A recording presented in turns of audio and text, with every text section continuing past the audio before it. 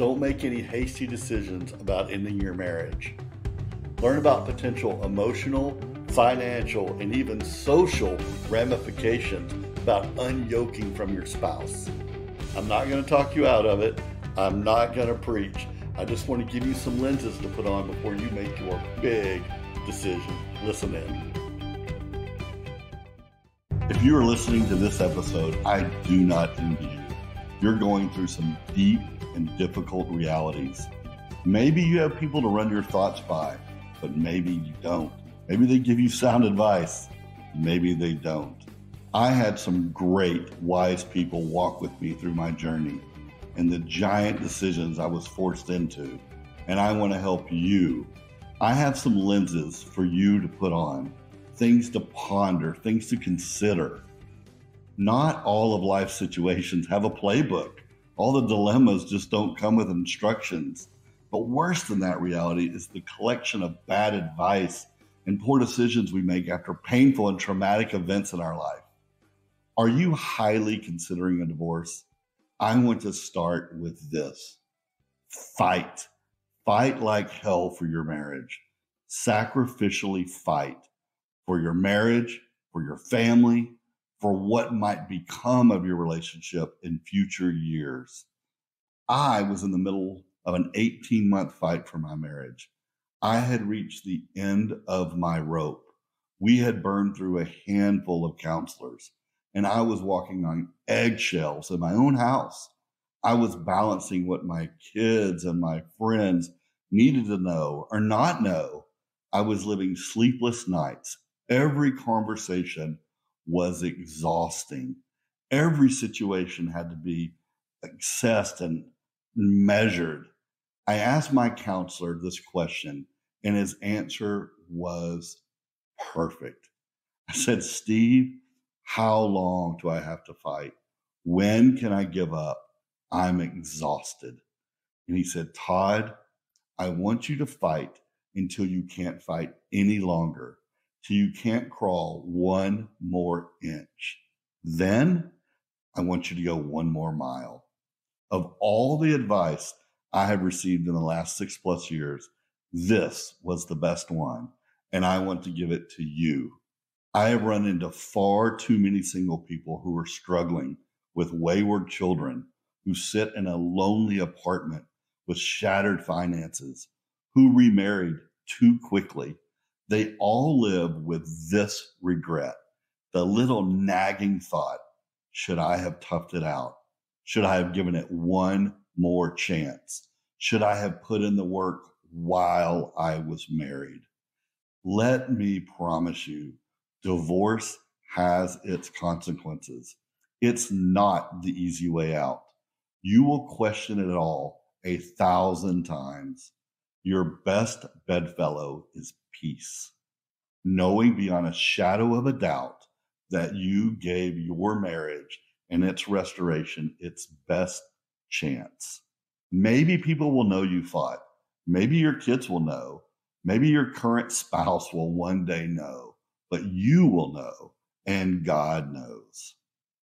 When you want to quit, when you have met all the requirements for a divorce, when you want that person out of the house, go the extra mile.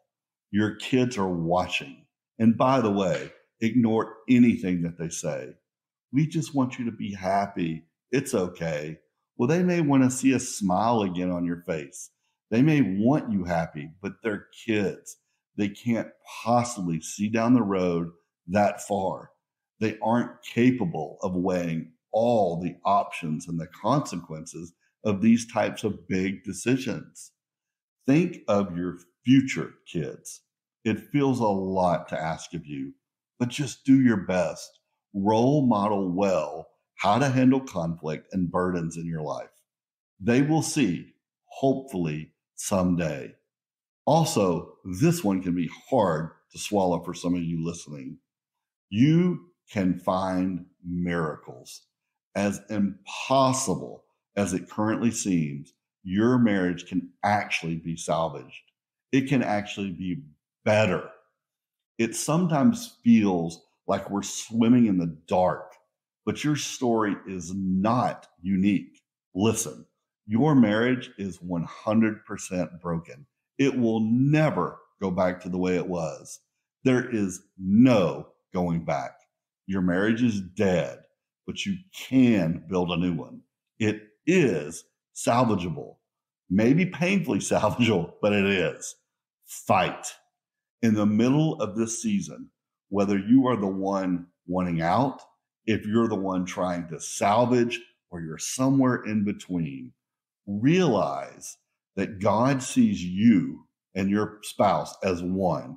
Your marriage is the combining of two lives into one. You may not feel like one right now. Your relationship is a hot mess, and I get it. I want to assure you that you are not alone, and your situation is not unique. No matter what you're going through, there's most likely thousands, if not 100,000 people out that window that have experienced the same events and things that are going on in your life. You have options. You have resources. You have a big, graceful God who's in the business of miracles. We will discuss some of these options at the end of this podcast episode, so listen further. This is super important. Don't let your church, don't let your friends sway your next steps. They are not walking in your shoes. Now, notice I didn't say, don't let God sway your next steps.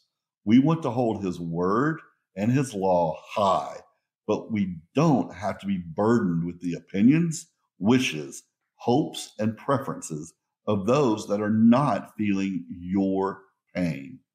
You will get advice to go miles that you don't need to go. You'll get advice telling you to jump today. These are just opinions. My advice is don't take these decisions lightly and don't listen to everything that you hear. Now, this will be a little harder to swallow. The grass is not greener. Whatever you are going through feels insurmountable. And maybe it is.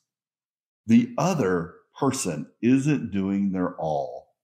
And maybe they are solely responsible for all the issues: alcohol, abuse, finances, affairs, disrespect, mental instability, to name a few. The pain is great. The betrayal is great. You deserve better. You certainly don't deserve this. I think of it like this. Think of the horrible situation of 9/11, top of the burning towers, stuck deciding when to burn to death and when to jump to a certain death. This is that.